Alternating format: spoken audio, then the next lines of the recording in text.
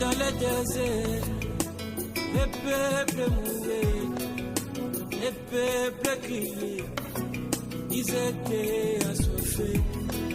Ils criaient à Moïse, nous allons au pays, nous et nos enfants, et tous nos bétails. J'ai descendu et dit à Moïse, prends ton bateau et parler au rocher. Je vais parler au rocher. Le psaume 103, excusez-moi. Le psaume chapitre 103, verset 1 à 5. Il se pourrait que nous le lisions en entier progressivement. Psaume chapitre 103, verset 1 à 5. Lisons au nom du Seigneur Jésus-Christ. Mon âme bénit l'Éternel, que tout ce qui est en moi bénisse son saint nom. Mon âme bénit l'Éternel et n'oublie aucun de ses bienfaits. C'est celui qui pardonne toutes tes iniquités, qui guérit toutes tes maladies. C'est lui qui délivre ta vie de la fosse, qui te couronne de bonté et de miséricorde. C'est lui qui rassasie de bien ta vieillesse, qui te fait rajeunir comme l'aigle. Amen. Acclamons la parole du Seigneur. Alors, nous pouvons nous asseoir. On va juste faire un tout petit commentaire sur ce psaume. Nous sommes beaucoup plus dans une optique d'adoration et d'action de grâce. Et on ne peut pas venir adorer le Seigneur sans la parole de Dieu. On ne peut pas aussi se mettre en prière sans la parole de Dieu. Car Dieu rassemble toujours son peuple autour de sa parole. Alors nous venons de lire l'un des psaumes les plus célèbres de David. L'un des psaumes les plus cités dans les églises. Et ce psaume est écrit par le roi David, qui est un homme dont la vie du début à la fin a été jonché, rempli de bonté de l'Éternel.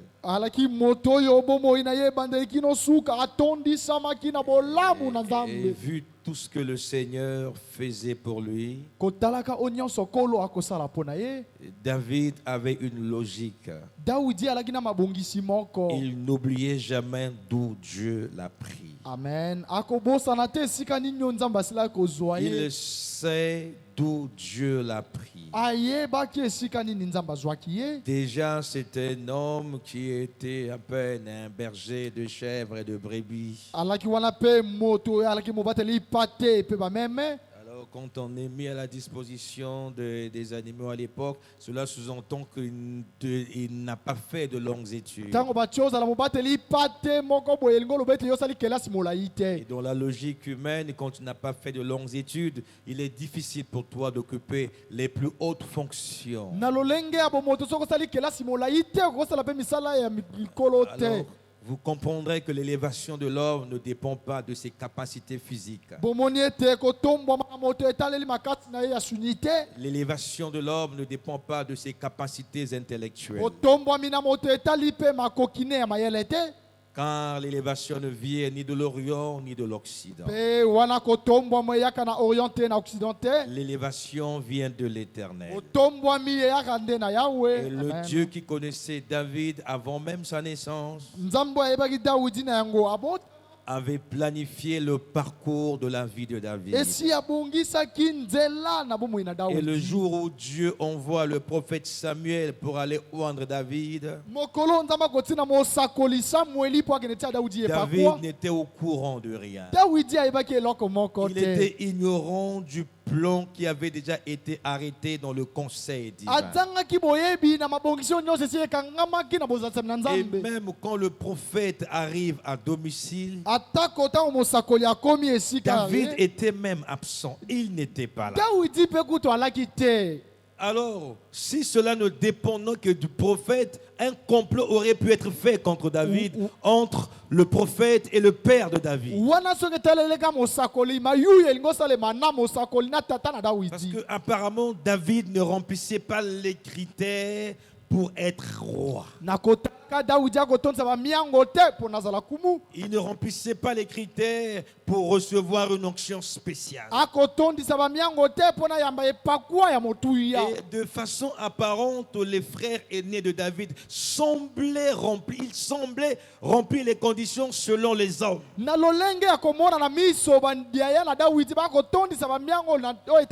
Et même quand le prophète Samuel a regardé comme un homme, il a failli se tromper en voyant la grandeur, la beauté et l'éclat des frères de David.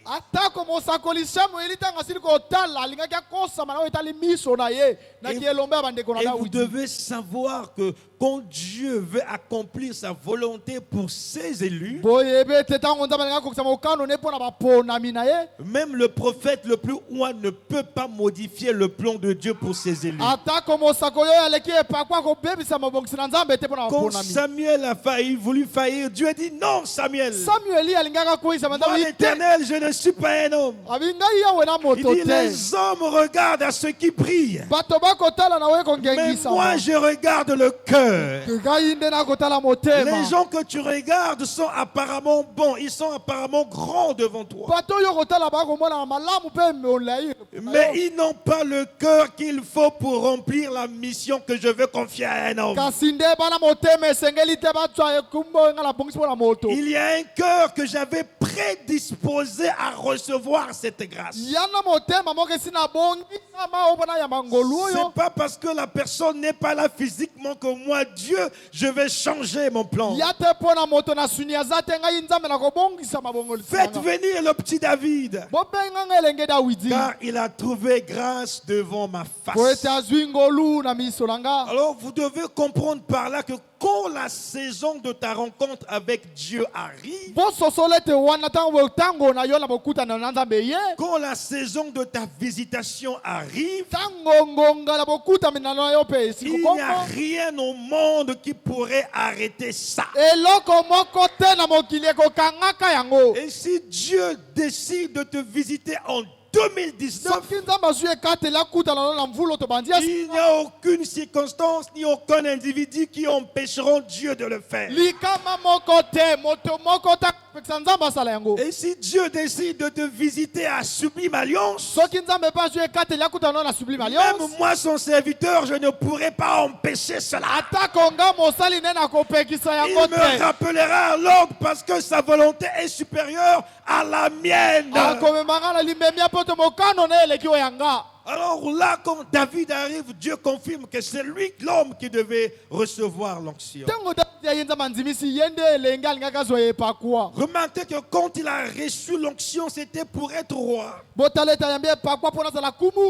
Mais au lieu que l'onction lui apporte apaisement, l'onction ne lui apportait que des douleurs, de l'amertume, des difficultés, la haine et la jalousie des hommes. Quand il va tuer l'ennemi le plus redoutable d'Israël, qui était quasiment un monstre du nom de Goliath, et quand les femmes ont commencé à chanter le nom de David, que David a tué 10 000, Et le roi Saül n'en a tué que 1000. Saül dit, ah, le petit là, je vois ses ambitions. Le petit là, il commence mal. Il risque de prendre ma place. Il faut que je le tue. Le problème de David n'était pas de ravir la place de Saül. Le problème, c'est que Dieu lui-même avait retiré la royauté à Saül et avait donné l'onction royale à David. Et Saül ne pouvait rien faire pour arrêter les toile de David. Lorsque Dieu met en toi sa grâce et tu trouves ses faveurs, oh frère, ta simple présence, même ton silence, deviendra une menace pour les adversaires. Parfois tu n'auras même pas besoin de combattre pour s'aimer la terreur. Ta simple position dans le Seigneur sème la terreur dans le camp de l'ennemi. Et quand l'ennemi se met à bouger et à paniquer, alors sache d'ores et déjà que ces jours sont comptés. Sache d'ores et déjà que le verdict divin est tombé.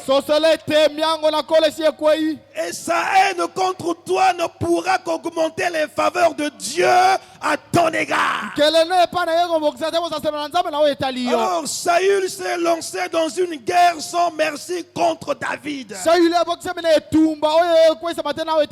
Mes frères et mes bien-aimés dans le Seigneur, ne combattez jamais contre celui ou celle qui a l'onction. Ça serait combattre Dieu lui-même. Et vous n'y arriverez jamais, vous allez échouer. Amen. Saül a combattu David. Il a cherché à l'éliminer. Et donc David n'avait pas porté la couronne royale, il était invincible. Parce que les promesses de Dieu sont infaillibles. Donc tu n'as pas encore porté la couronne que Dieu te réserve. Nul ne peut t'arrêter. Amen. Un jour, Paul a dit, je cours vers le but pour obtenir le prix de la vocation céleste. Il sait qu'il courait, il combattait. Et dans son parcours, il a rencontré vents et marées. Plusieurs fois, il a été victime de naufrages. Mais même les eaux et les poissons dangereux n'ont jamais pu tuer Paul. Parce qu'il avait une mission spéciale accomplie sur la terre. Même le jour où le python l'a mordu, les gens ont attendu qu'il meure. Au lieu qu'il meure, il pouvait se lever prêchant avec ferveur. Ils ont dit, moi non, il cet enfant n'est pas simple. Il a quelque chose. Si tu es un élu, tu n'es pas simple. Tu as quelque chose d'extraordinaire. Tu as Dieu, tu as le Saint-Esprit. Amen. Amen. Paul a combattu. Mais peu avant sa mort, averti par le Saint-Esprit, il a dit, j'ai couru, j'ai combattu, et maintenant je sais que la couronne m'est réservée. Alléluia. Frères, les élus savent où ils vont. Avant, ils disaient qu'ils courent pour obtenir la couronne. Mais à la fin de sa course, il a pu dire que j'ai combattu, je sais. Et maintenant, je ne recherche plus la couronne, car je sais qu'elle m'est réservée. C'est ainsi que dans Actes chapitre 20, il pouvait dire à l'église, quand je vais là-bas, je ne reviendrai plus. Il a dit, vous ne verrez plus mon visage dans la chair. Amen. Pourquoi? Il savait qu'il accomplit la volonté de Dieu. Il savait qu'il n'allait pas mourir spirituellement. Il n'avait plus peur de la mort physique. Car la mort physique n'est qu'un changement d'état. Amen. Et ça devient un véhicule, un serviteur qui t'emmène vers le Dieu que tu as ton service sur la terre. Voyez-vous que nul n'était capable d'arrêter Paul avant que le temps de Dieu ne soit arrivé. Si tu veux, je veux te dire qu'il n'y a qu'une seule chose qui pourra t'arrêter. C'est Dieu lui-même. Quand il en aura terminé avec toi, il dira, vaillant guerrier, viens te reposer, reviens à la maison. Alors tu repartiras à la maison. Mais tant qu'il n'a pas fini, tu accompliras la volonté de Dieu sur la terre. Amen. David a vu qu'un jour, les gens même qu'il avait nourris, les gens qu'il avait secourus, comme les Shimei, l'ont oublié quand il était dans la douleur. Shimei a même craché sur son visage. Et l'un des gardes de David dit, maître, ordonne que je puisse le tuer.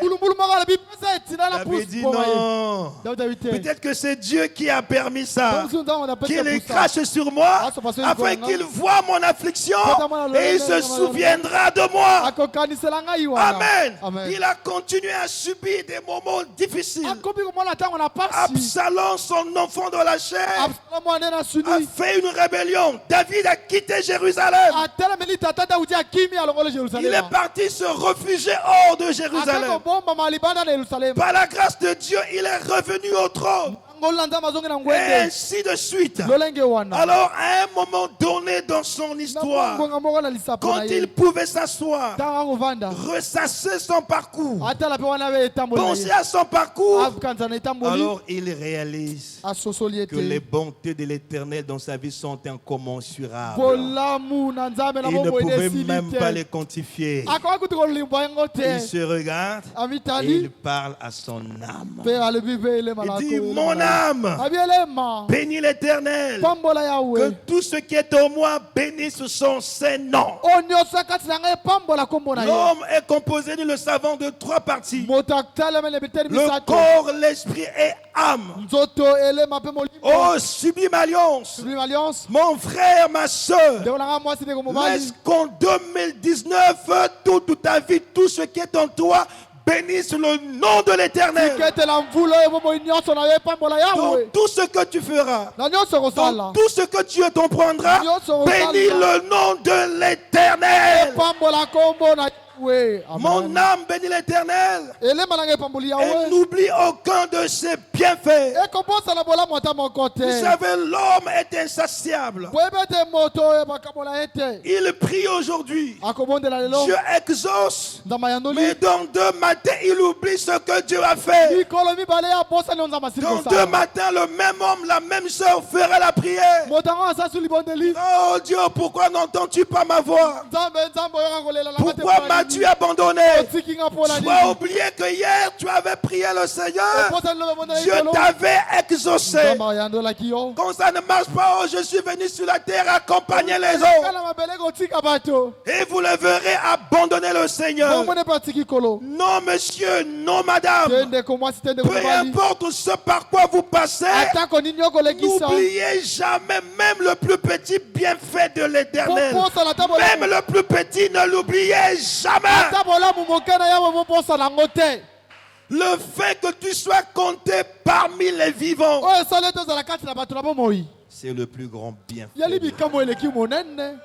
Exact. Qui a corrompu Dieu pour que Dieu le laisse traverser la porte qui sépare 2018 à 2019? Qui a donné l'argent à Dieu pour ça? Personne. Les bontés de l'Éternel ont permis que tu passes. Au retour, tu diras comme David, mon âme bénit l'Éternel et n'oublie aucun de ses bienfaits. Souviens-toi quand tu étais dans une maladie grave. Tu aurais pu mourir. Il y a des gens qui ont souffert de même maladie qui sont morts. Mais toi, tu es vivant. Grâce à l'Éternel, il faut rendre gloire au Seigneur. Amen. Oh, quand je pense que je sors dans un long voyage, à l'aller, je suis resté 3 jours dans le vol, dans le firmament. L'avion aurait pu faire un crash. 3 jours dans les airs. C'est qu'il y avait l'aigle Jéhovah à l'intérieur qui pouvait maîtriser les choses et qui m'a ramené au pays sain et sauf. Moi, Jordan, que dirais-je? Peu importe les circonstances, je ne dois jamais oublier ce que le Seigneur a fait pour moi. Je dois toujours le bénir. Et toi aussi, tu as ton témoignage. Il y a forcément quelque chose que Dieu a fait en 2018. Ne nous arrêtons pas seulement en 2018. Quel âge as-tu aujourd'hui? Depuis ton enfance, te souviens-tu de tous les dangers auxquels tu t'es exposé? Parfois, il faut poser les questions à vos mamans, ceux qui ont encore leur maman vivante. Les mamans savent combien la vie de l'enfant est difficile. Si tu pouvais faire des fièvres dont la température pouvait aller jusqu'à 40 et plus. Tu pouvais piquer des crises, mais les bontés de l'Éternel t'ont gardé. Nous avons connu des événements, des troubles sociaux et politiques qui n'ont jamais épargné des vies humaines. Qu'as-tu de mieux que les autres? Le Seigneur t'a préservé. Oh, que 2018 a été difficile. Pas d'argent dans le pays, mais tu trouvais le strict minimum. Tu pouvais manquer aujourd'hui, demain par la grâce de Dieu. Imaginez-vous quelqu'un qui n'a pas d'emploi, mais qui a toujours le sourire. Alléluia. Alléluia. Pas de ressources spéciales, mais tu as toujours de sourire. Pas de ressources spéciales, tu as toujours la force d'aller à l'église. Frère, vous cherchez quel bienfait de Dieu. Mon âme bénit l'Éternel et n'oublie aucun de ses bienfaits. Même quand tu pouvais venir à pied à l'église, c'est avec un chant dans la bouche. Non. N'oublions jamais le Seigneur. Amen. Exact. Alléluia. Verset 3. Celui qui pardonne toutes tes iniquités, qui guérit toutes tes maladies. Oh, quel privilège. Vous savez, si Dieu devait nous regarder par rapport à nos péchés, je crois que tous les jours on devait mourir. On devait enterrer tous les jours. Parce que Dieu ne cohabite pas avec le péché. Parce que Dieu ne supporte pas le péché. Mais David explique que Dieu, qu'est-ce qu'il fait? Il pardonne toutes tes iniquités. Quand tu pèches, il te regarde en Jésus. Quand tu fais une confession sincère, il pardonne tes péchés. Il considère que tu n'as jamais péché. Il t'introduit dans l'assemblée des saints. Il te donne le privilège d'écouter la parole de Dieu, de dire Amen à la parole de Dieu. Frère, que ferons-nous au retour? Savez-vous que même dire Amen à la parole de Dieu, c'est une bénédiction? Je vous dis la vérité. Rien que dire Amen à la volonté, c'est une bénédiction. Combien de gens qui sont morts, qui se retrouvent du mauvais côté, auraient voulu que Dieu leur donne une seconde chance, qu'ils reviennent sur terre pour s'asseoir là où toi tu es assis, afin de dire Amen à la parole. Je vous avais raconté l'histoire d'une bien-aimée sœur que j'ai beaucoup aimée autrefois, qui m'était très chère. Elle est morte il y a beaucoup d'années. Mais ce témoignage me revient souvent. Et cette sœur de son vivant, elle avait des grâces extraordinaires, des dons spirituels extraordinaires. Mais elle ne voulait pas se conformer à la parole. Les dons et les appels sont sans réponse. Jamais un don spirituel ne conduira quelqu'un au ciel. Exact. Donc elle pouvait expérimenter les dons. Quand elle prophétisait, c'était juste. Quand elle faisait un songe, c'était juste. Mais quand on lui disait, ma soeur, mets ta vie en ordre, elle disait, je sais, je le ferai. Je suis encore le temps, je suis encore jeune. C'est la réponse qu'elle donnait souvent. Le jour où la mort est venue, c'était une mort subite, une mort brusque. Elle n'a pas eu le temps de mettre de l'ordre dans sa vie. Dieu a retiré son âme. Dès lors qu'on m'a annoncé sa mort, j'étais touché. On l'a enterré. Quelque temps après, c'est alors que Dieu me fera grâce dans une vision.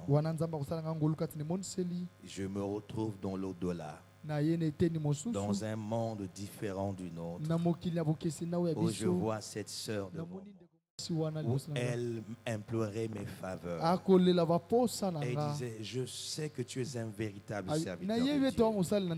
Je sais que Dieu t'écoute. Elle me dit, s'il te plaît, prêche-moi la parole et je vais croire. Tout ce que tu me diras tout de suite. Elle s'est mise à genoux. J'ai dit, mais pourquoi tu dis cela? Elle dit, parce que là où je suis pas bien, je suis malheureuse, je souffre là où je suis. Mais si tu me prêches la parole, je vais croire. Je lui ai dit, ma soeur, il est trop tard. Quand tu étais sur la terre, on t'a prêché la parole, on t'a dit de croire, tu disais que tu le feras plus tard.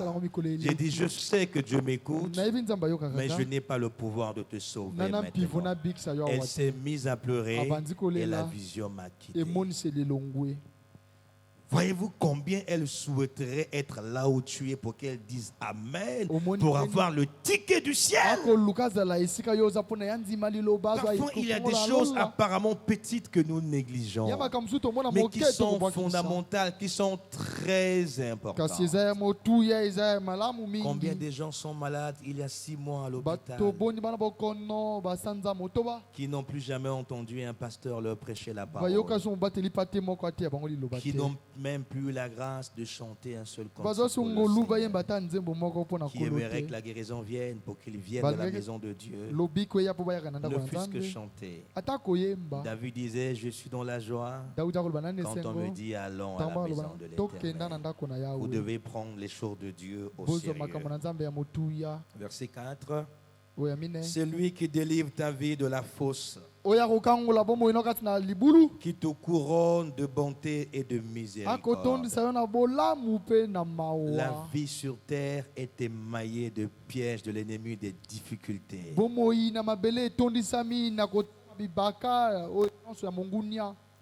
Parfois je me dis, si jamais Dieu pouvait ouvrir les yeux spirituels de tout le monde pour voir le reflet exact du monde dans lequel nous vivons, tout le monde prendrait conscience de Dieu. Je me souviens quand j'étais encore plus jeune, je grandissais comme étant un peureux. Parce qu'à l'époque, j'avais du mal à distinguer vision et réalité. Donc très souvent, en plein jour, je voyais des choses. Souvent, je criais, je courais et mon père me tapait, me prenait pour un rêveur. Je voyais les réalités spirituelles des choses. Je me souviens quand on me voyait faire le marché, je sortais très vite du marché.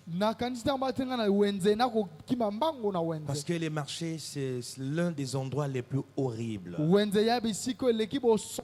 Et quand j'ai arrivé, quand Dieu m'ouvrait les yeux, souvent je pouvais venir devant quelqu'un acheter quelque chose. Dieu m'ouvre les yeux, je vois une image bizarre, je quitte. Les gens disaient, mais viens acheter ici. Je n'achetais pas.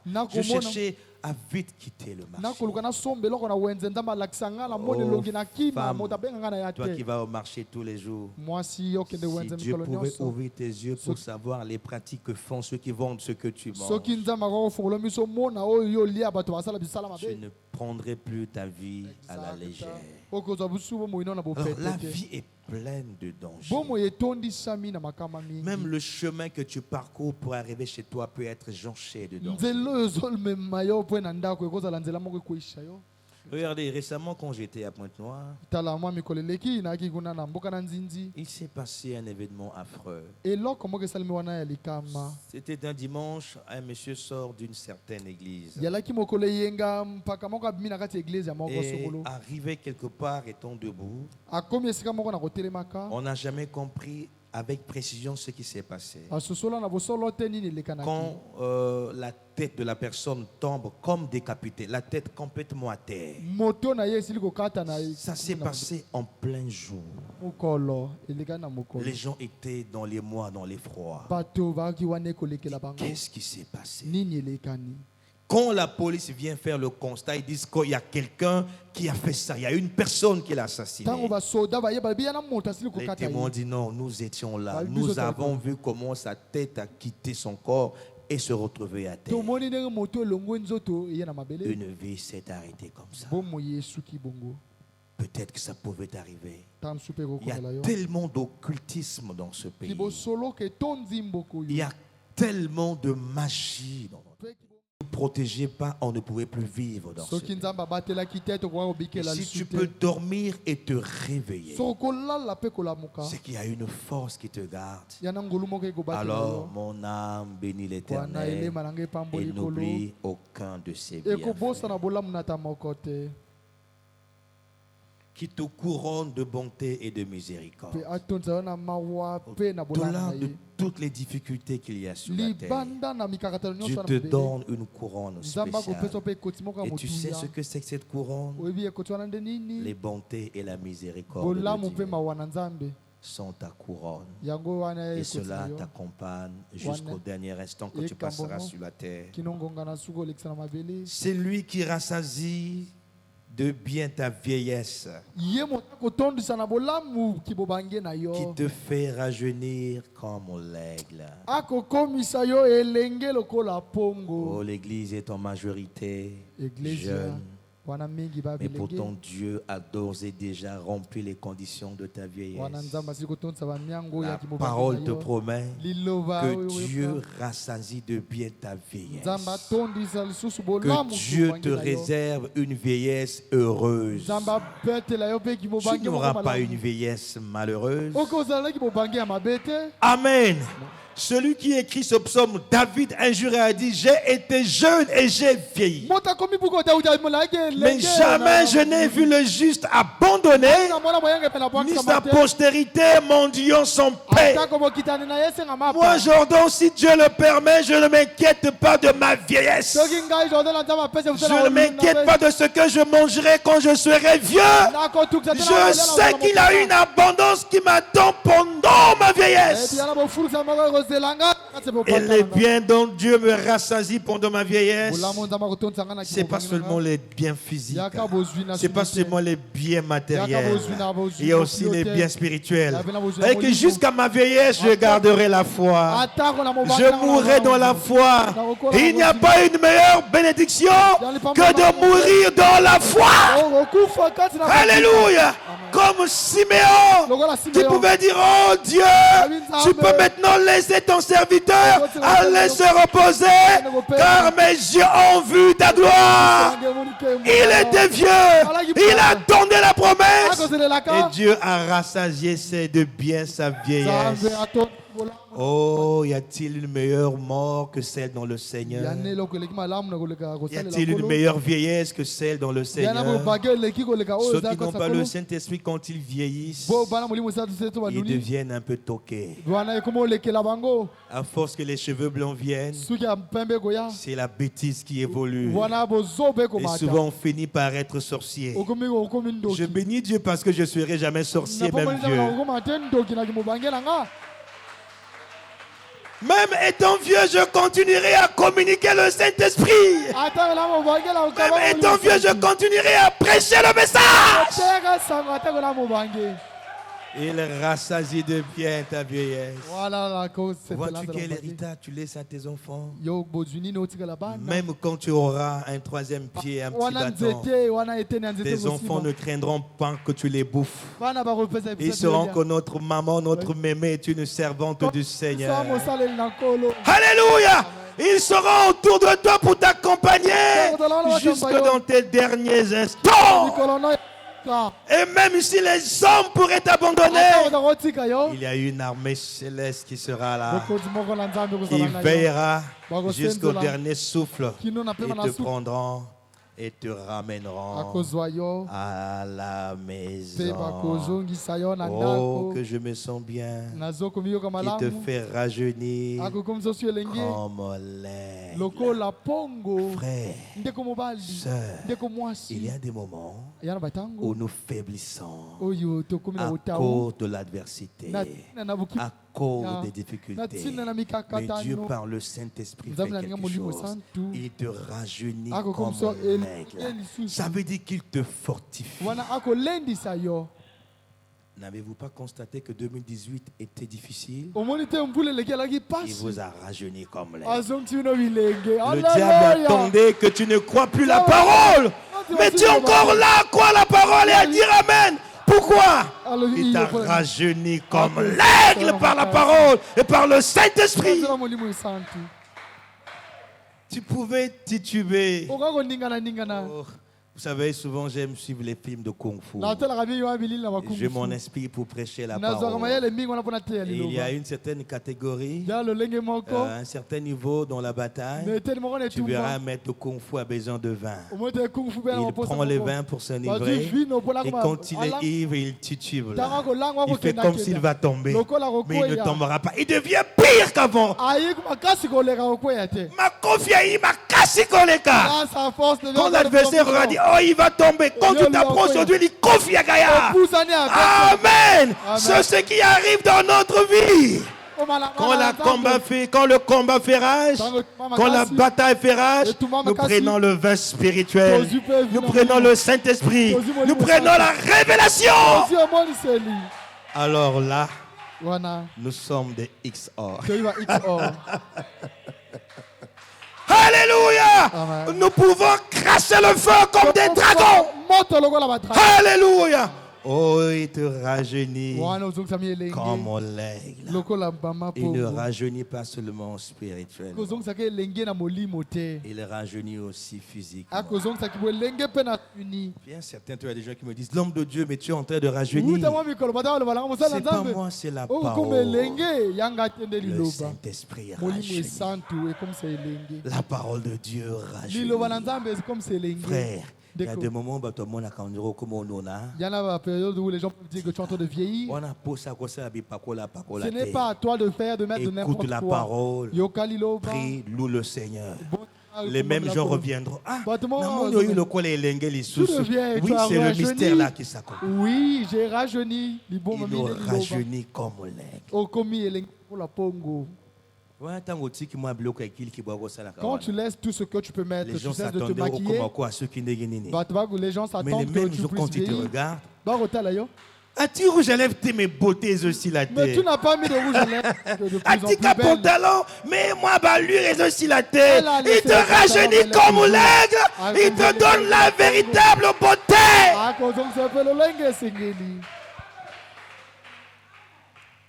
Savez-vous qu'il y a des hommes qui ne prient pas au message, qui disent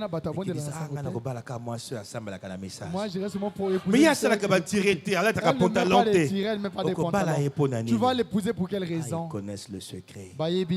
Quand une femme a bien reçu le message, c'est un joyau, c'est une couronne, c'est une bonne femme, une belle femme. Mes soeurs, vous êtes bénies et vous êtes belles. Donc si quelqu'un te dit que si tu suis le message, tu vas vieillir, c'est faux. Tu ne vieilliras pas. Non, le message, les Africains, ils ont le message à leur manière. J'ai été aux États-Unis. J'ai parcouru les églises du message. J'ai vu des sœurs belles, naturelles, colata correctement. Voilà. Le message, ce n'est pas la négligence. Soyez propres. Ceux qui m'appellent ce n'est pas le message. Si les aisselles, ça sent mauvais. On ne t'a pas interdit au diamant anti-transpirant. Frère, les gens se retournent, le frère là sont mauvais. On va dire non, on a un frère à message. C'est faux. Bon, ce matin, on t'y transpirait en Pamba. Le message est Lumbakamoto Soloté, c'est faux. Le message c'est Votre pasteur ne sont pas mauvais. Le pasteur ne sont pas mauvais. N'est-ce pas, frère Las? Exact. Quand tu t'approches, tu vas toujours sentir que moi, je suis bien. Je sens toujours bon. Faites pareil. On t'a pas dit au Kosomba Lipapa, le col est Goliath. T'as la guerre à Lipapa. Mais c'est pas ça le message. Non, monsieur, non, madame.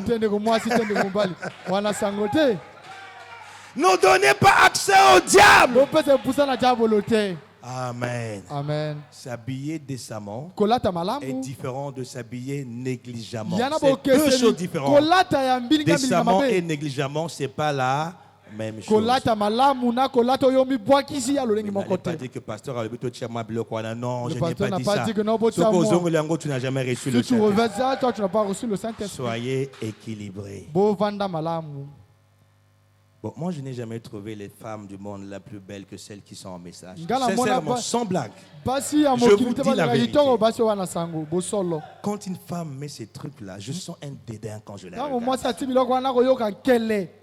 J'ai souvent été attiré par... Dès que je vois une sœur naturelle, je bénis. Ils ont une beauté extraordinaire. Même le posto Nabango, mais le posto, c'est différent des autres. C'est une peau belle, une peau naturelle. Une très belle peau. Et quand c'est comme ça, je bénis le Seigneur. Appuyez-vous avec Dieu. Et bénissez-le pour tout ce qu'il fait. J'aurais voulu lire tous les versets. Vous irez lire ça à la maison avec révélation. Vous comprendrez que Dieu est tellement bon. Et quand tu as compris les bontés de l'Éternel, tu ne peux pas passer toute une journée sans le louer. Tu ne peux pas passer toute une journée sans le glorifier. Les chrétiens ont appris des très mauvaises manières. Ils font plus de prières d'adoration. Non, ils font plus de prières de supplication et moins de prières d'adoration. Équilibrer les choses. Il y a un temps pour chaque chose. Dieu aime qu'on l'adore. Même dans la douleur, il aime qu'on l'élève. C'est ce que David faisait. C'est ce que la nature même fait.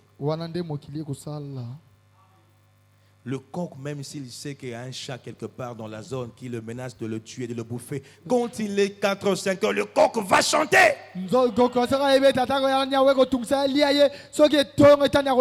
Pourquoi? Parce qu'il a été formé pour ça. Il a été créé pour ça. Même si après avoir chanté Cocorico, le chat va découvrir sa cachette, il s'en fout, il accomplit sa mission. L'oiseau, même s'il y a un serpent qui va monter sur l'arbre, quand le temps où l'oiseau doit chanter arrive, l'oiseau va le faire. Et si eux qui n'ont pas d'âme peuvent reconnaître les bontés de Dieu, à combien plus forte raison nous? Regardez le soleil. Vous savez que les hommes sont insatiables. Quand il fait trop chaud, oh, il fait trop chaud aujourd'hui. Le pauvre soleil, quand il entend ça, il peut être frustré. Mais si le soleil fait une semaine sans se lever, il fait trop froid, il n'y a pas de soleil. Ça n'a jamais empêché au soleil d'accomplir sa tâche. Que Dieu vous bénisse.